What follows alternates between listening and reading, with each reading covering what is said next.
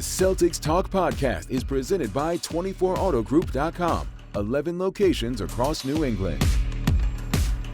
What's up, everybody? Welcome in Celtics Talk podcast off day edition. And boy, it's chock full for you as we navigate this crazy January schedule where it feels like the Celtics are playing every other day. But a little 2-day break here before they get into it on Friday night against the Utah Jazz. Today at practice, I had a chance to catch up with Kristaps Porzingis. You'll hear that. A lot of talk about his budding bromance with Jaylen Brown, Porzingis as we call it around here. He even hints that they might have a special nickname. And I need all of my Celtics Talk podcast sleuths out there to help me figure out what it is. He gives a little hint as part of the interview, and you guys are going to have to fill in the gaps for me. And let's get this figured out, because I am nothing else is on my mind right now, but trying to figure out where Kristaps Porzingis and Jaylen Brown are calling each other on their rides home from the airport on the way to their shared apartment building. I just need to know these things. Also, Brad Stevens, rare media session today at practice. We're going to play that all for you because I thought it was really enlightening to know what Brad thinks of where the Celtics stand through 33 games, what he thinks of Joe's job, but also the upcoming trade deadline. There's about a month away. There's a chance here for Brad to potentially tweak the roster. I think he can parse a little bit from what he says. We got a lot to get to, so let's go right into it. Here's my chat with Kristaps Porzingis. All right, I want to start with this. I am fascinated by your friendship, romance, whatever we want to call it, with Jaylen Brown. When did that start? Did you know him at all before you came here, or was it once you got going? No, honestly, we didn't know each other just from playing against each other. You know, maybe talk a little bit on the court, but no like relationship prior to coming here. And yeah, we're pretty cool, and that is translating on the court, which is the most important.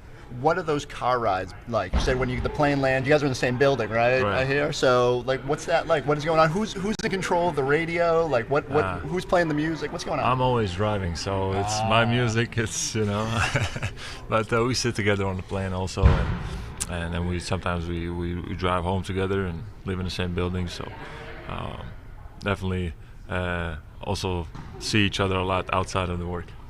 What are those conversations like? Are you talking basketball? Are you talking life? Are you talking everything? JB's a interesting guy, and he has a lot of like different passions that he likes, different like things that I hadn't even thought of, and he's really interesting to talk to. So I like to just ask him some questions about the stuff that he has going on outside of basketball, and also of course basketball. We talk a lot, yeah, it's it's just easy and natural for us to get along. What's the go-to music? What's on your playlist? You know what? Lately, what is this like? Kind of like Mexican, like cumbias. Like this is what I listen to. I listen to a lot of Spanish music, so a lot of like kind of like Spanish trap. Mm-hmm. But then also like lately, I've kind of gotten into these like cumbias and this kind of stuff. So that's what we're listening to on the rides home. That's got to be a fired up ride home from the 3 a.m. plane ride.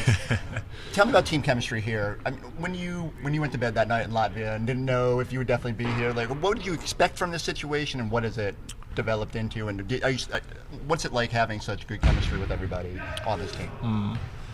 Yeah, honestly, it wasn't a big like concern of mine. I knew I would be able to get along with everybody, and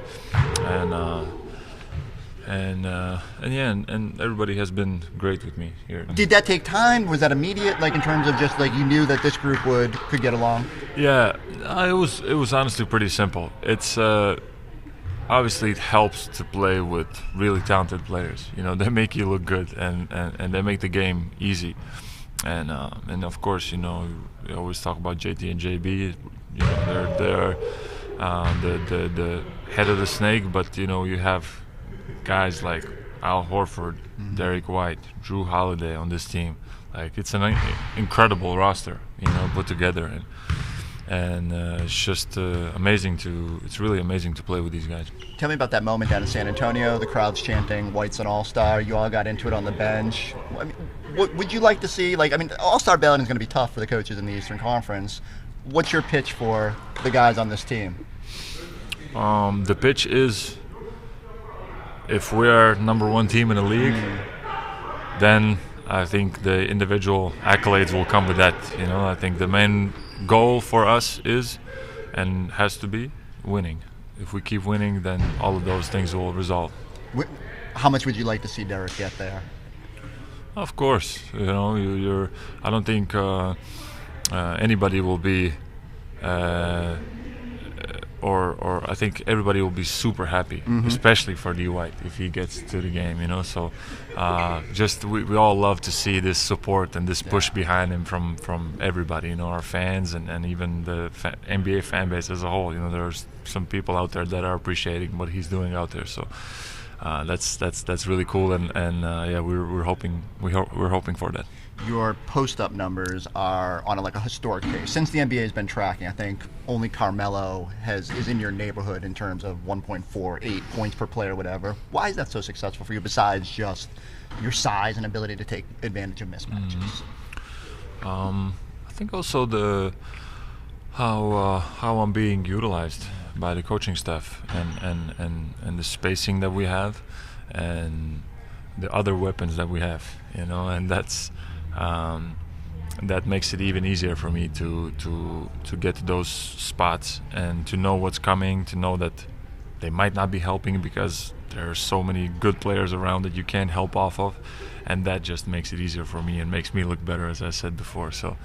It's been a pleasure so far to play with these guys and enjoying having my numbers up because of the talent that I have around me. We talk a lot about sacrifice. You're doing it on I think 13 shots per game. When you came here, did you just say the stat line doesn't matter, it's about winning? How did you approach it? My mindset from the beginning has been I will do whatever I'm asked to help this team win. That's what I came here for. I signed a new deal and there's nothing else that I want to do but to win. And if that's being on a bench cheering my teammates on, I will do that. If it's whatever else I'm needed on the court, I will do that. And that's my mindset from the beginning, and that's it. And I think if we keep having this kind of mindset, great things will happen. You sat out FIBA, you sat out the IST game there. How much does that matter? You seem to have, as well as anybody, a vision for where this could be, and is that just your singular goal there, that championship drive? 100%.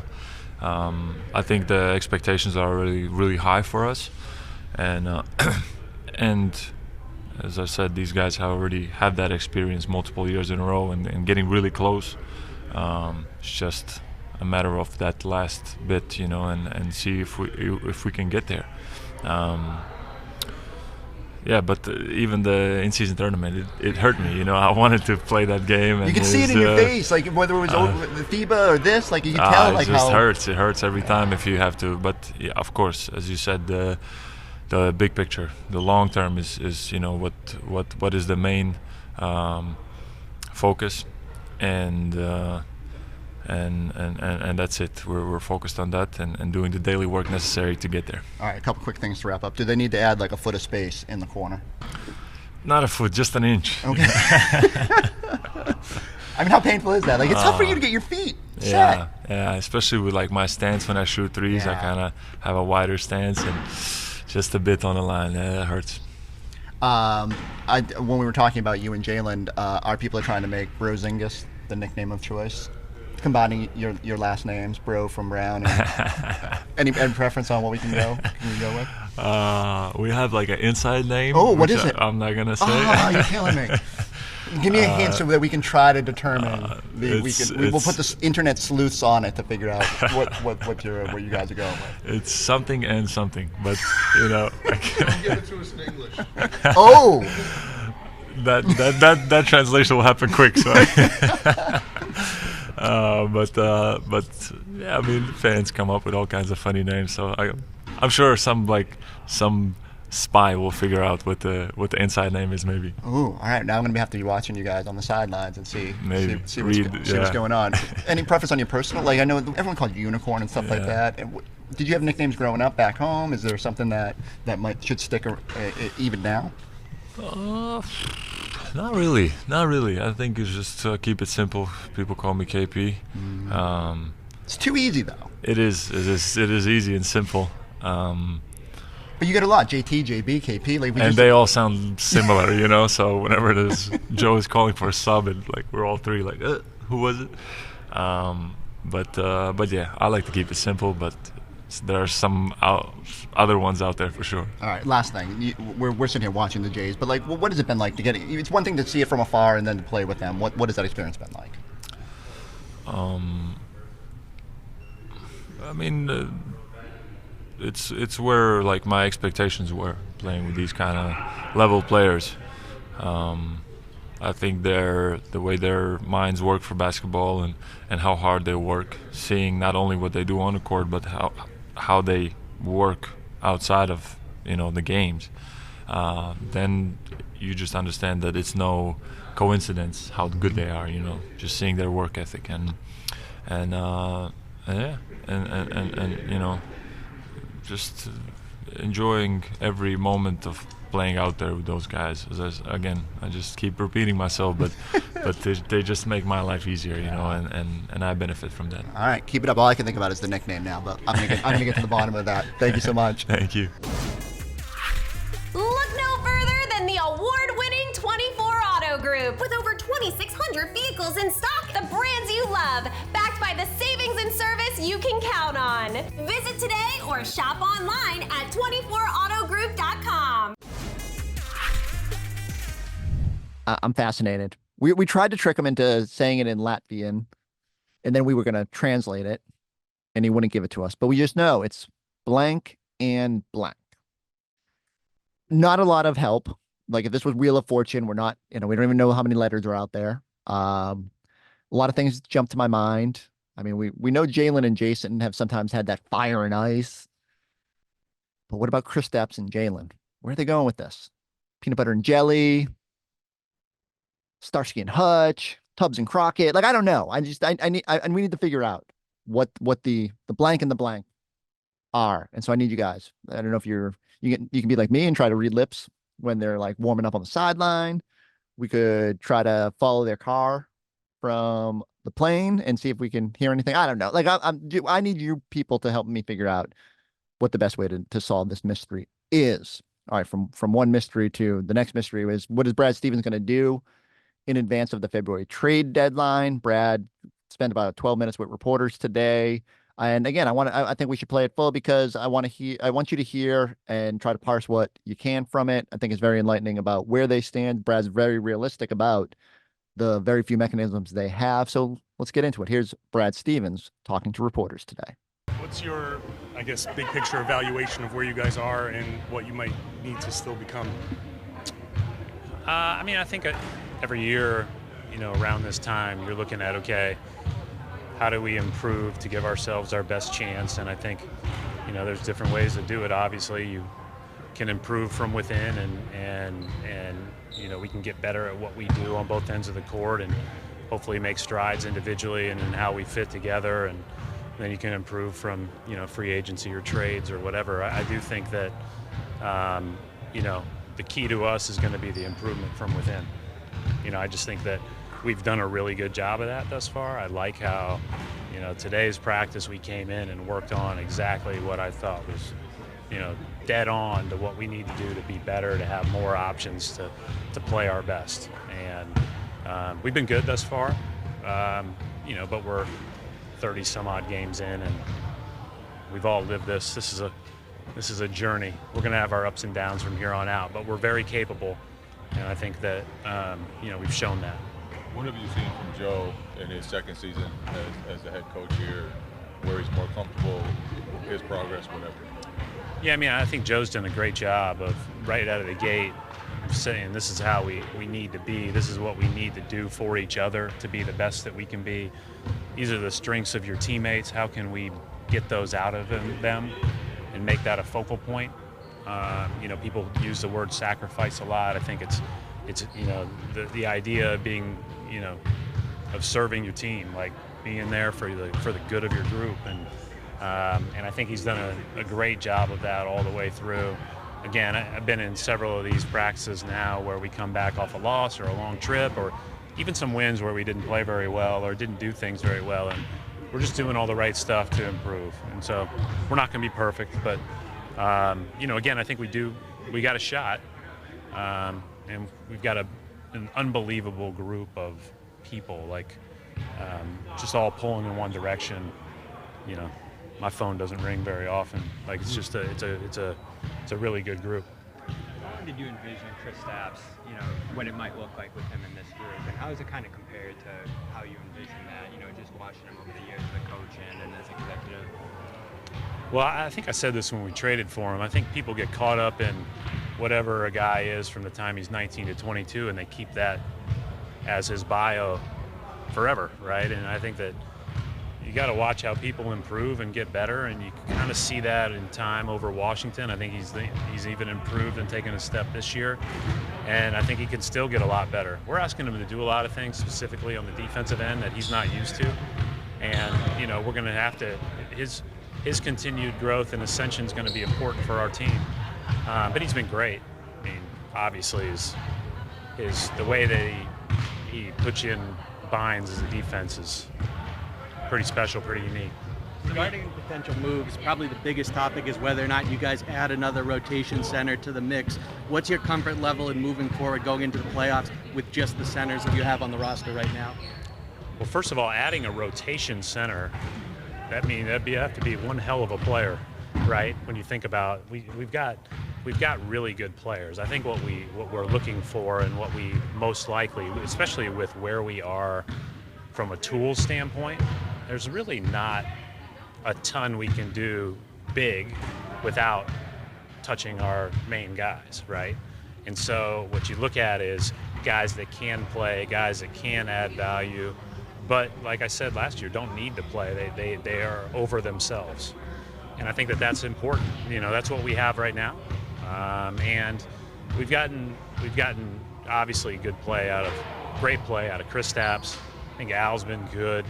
I think Luke and Nimi, when called upon, have both added great value. And so, if we end up adding somebody, I don't know that it'll be a game changer in the way that you said it from a rotation standpoint, but, from an every night standpoint. Have Luke and Nimi surprised you? I mean, they played very well.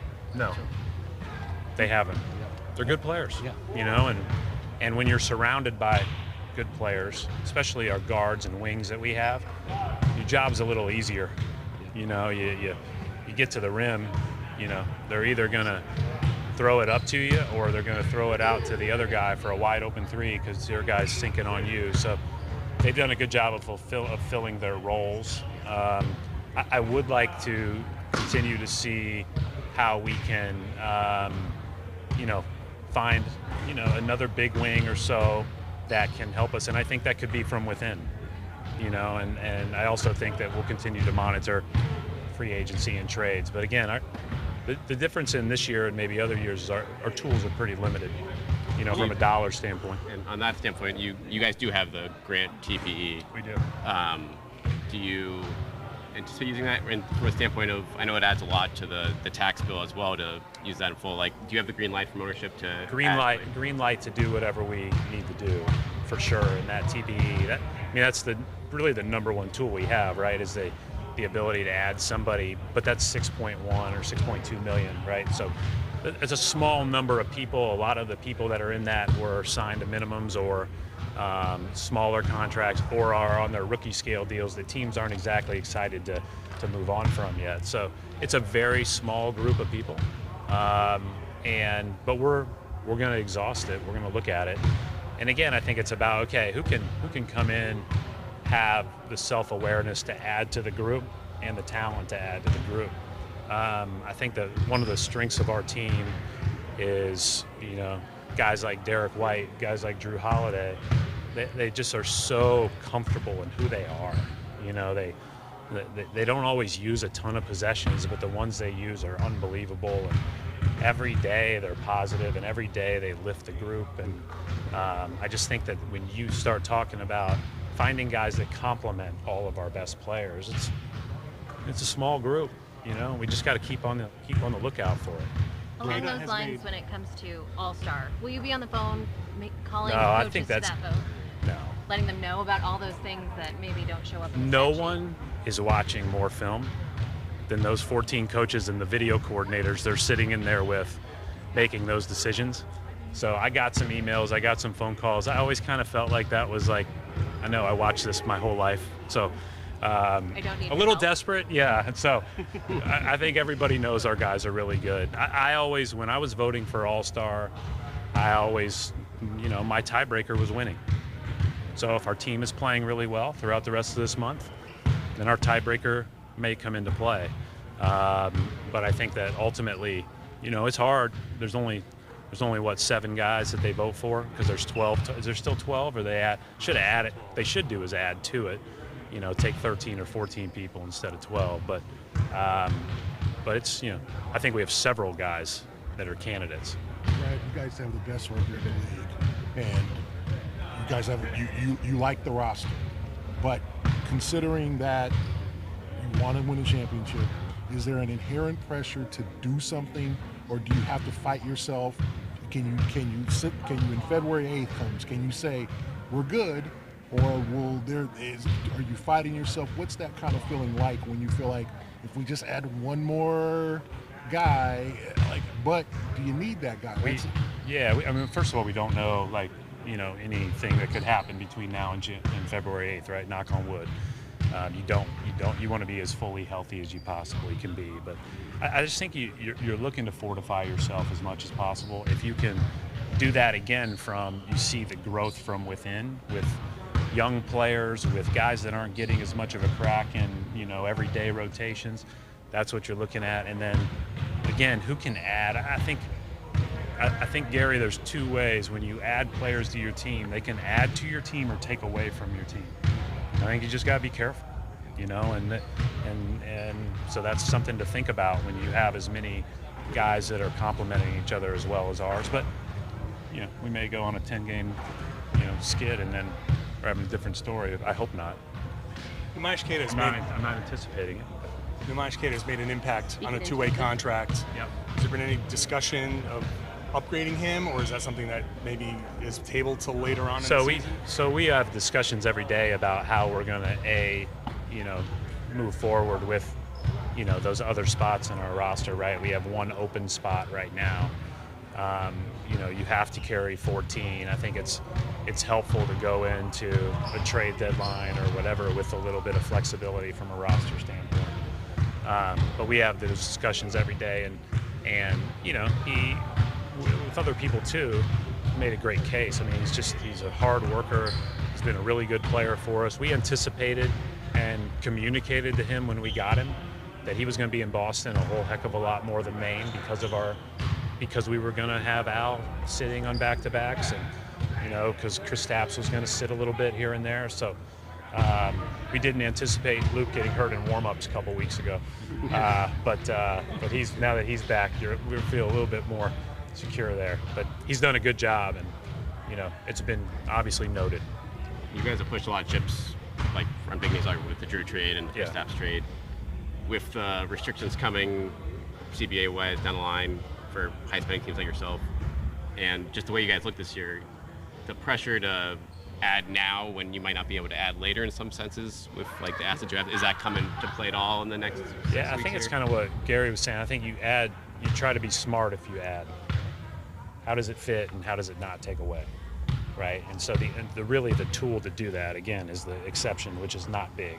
As you said, the major trade deadline move for us was Drew the day before the season started, right? And so we just have to be on the lookout for how we can fortify it, right, and how we can make it better. And again, I don't want to say that person's not in the building, because they might be right now. And I've been very encouraged when our bench has gotten in games that don't play, how they've helped us. And so I'm excited to see, as we go through this stretch, what it's 5 games in 8 days, and we have this January is a tough travel schedule for our guys. There's going to be more opportunities for those guys, and that'll be helpful as we head into February. How much has this new CBA, second apron, all that stuff, I know it's all very new, how much has that impacted how you do your job? I think it'll impact it a lot more moving forward, obviously, as far as when all of the restrictions kick in.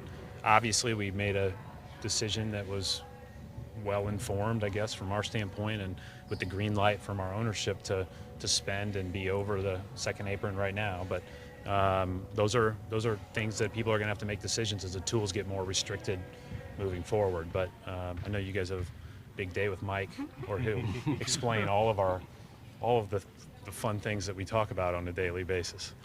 A couple questions. You guys have a few guys, I should say, on non-guaranteed deals coming up. Do you anticipate if that's still in flux?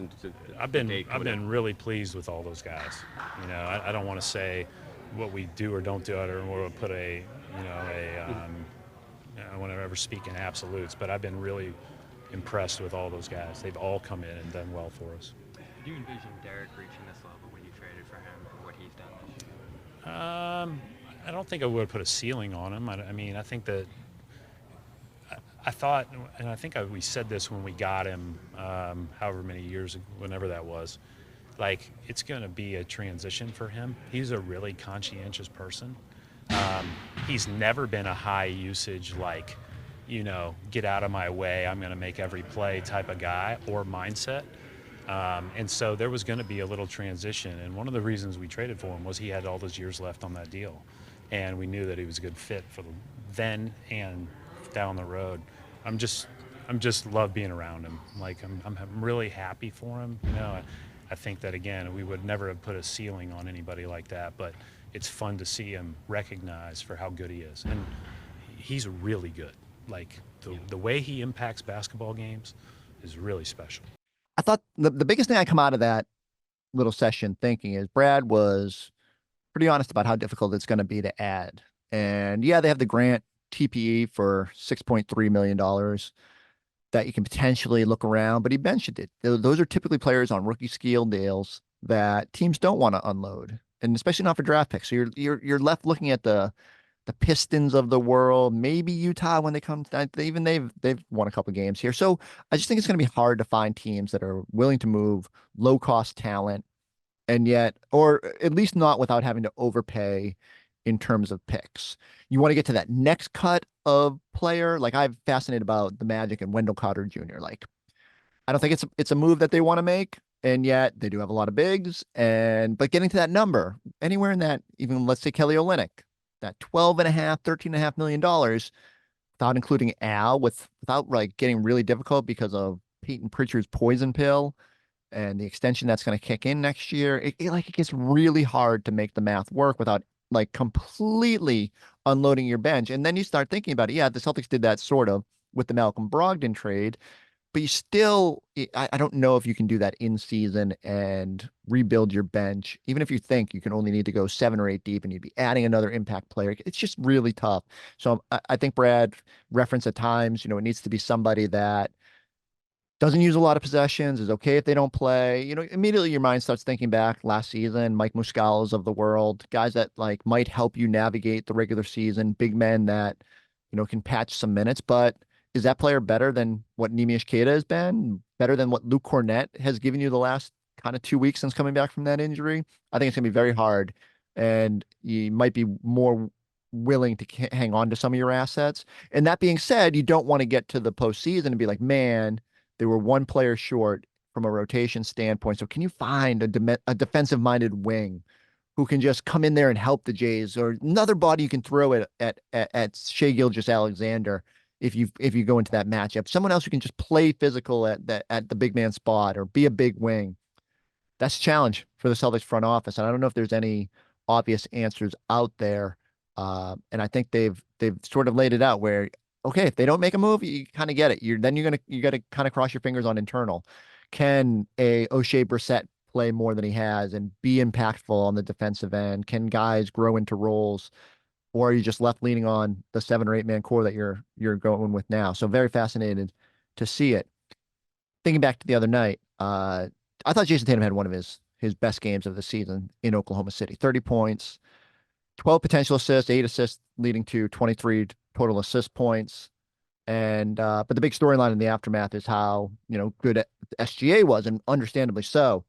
Our friends over at Fanatic Sportsbooks, I checked their updated MVP odds, and let's run it down real quick here. Joel Embiid plus 220, Nikola Jokic plus 250, Shai Gilgeous-Alexander leapfrogging to number 3, plus 375. Luka Doncic at plus 400. It's going to be a little bit till I get to Jason Tatum here. You're going to have to go over Giannis, over Tyrese Halliburton, and finally at plus 3,000, Jason Tatum. And so, like, look, Jason Tatum did not have a great December, especially not considering how good he was in October, November to start the year. I think what we're sleeping on a little bit is the fact that he typically has one stretch here in January where it's like fully just best player on earth. And, the Celtics kind of going to need it based on how tough the schedule is over the next couple of weeks. So I just look at those odds. I'm like, I wonder if he's gonna rise up there a little bit and catch fire and be a little bit more Jason Tatum like.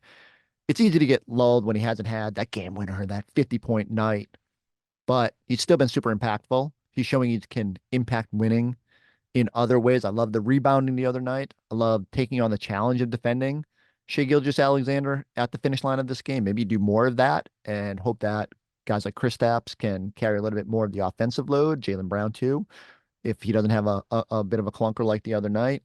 So I'm just saying, I'm a little surprised. I didn't know if at any point this year that we'd see Jason Tatum at plus 3,000, but consider this just me preparing for a victory lap when he goes scorched earth for a stretch here in January and reminds us how good he can be and plays more like the MVP level. And we'll check back on those odds in a future pod and just see where they're at. Powered by Fanatic Sportsbook, where you can earn up to 5% fan cash on your bets. All right, like I said, like the schedule is crazy. Utah on Friday night, then off to Indy, the home and home there. Back home for Minnesota, a chance to get a little retribution there. And then you're up to Milwaukee on the second night of a back-to-back. It's going to be very interesting to see how the Celtics navigate it. Joe Mazzulla talked today at practice about, hey, got to go into it with no expectations, but they played well when they were tough on the road last month. Let's see if they can do the same as they ease, or not so ease, into 2024. We'll be here with you for all of it, right back at it on the post-game pod tomorrow night. I need everybody to go like, subscribe, check us out on the YouTube page, but mostly go figure out what the Jaylen Brown, Kristaps Porzingis nickname is. Hit me up on Twitter or Instagram or wherever with your guesses so that we can solve this mystery. We'll catch you next time on the Celtics Talk podcast.